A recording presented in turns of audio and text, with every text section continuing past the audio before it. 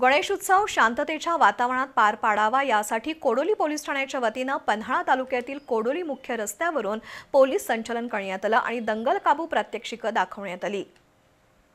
गणेशोत्सव आणि अन्य सण शांततेच्या वातावरणात पार पडावेत यासाठी पन्हाळा तालुक्यातील कोडोली पोलीस ठाण्याच्या वतीने पोलीस स्टेशनच्या हद्दीतील गावागावात पोलीस संचलन करण्यात आले।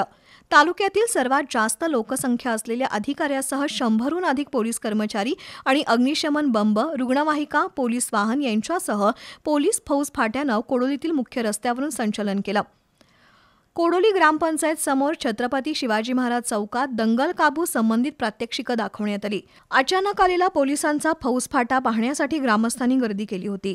कायदा आणि सुव्यवस्था अबाधित राखण्यासाठी सर्व सण शांततेत साजरे होण्यासाठी आजचं संचलन असून गणेशोत्सव काळात कोणत्याही अफवांवर विश्वास ठेवू नये, समाजात तेढ निर्माण होईल असे मेसेज मोबाईलवर पाठवू नयेत असं आवाहन कोडोलीचे सहाय्यक पोलीस निरीक्षक कैलास कोडक यांनी केलंय।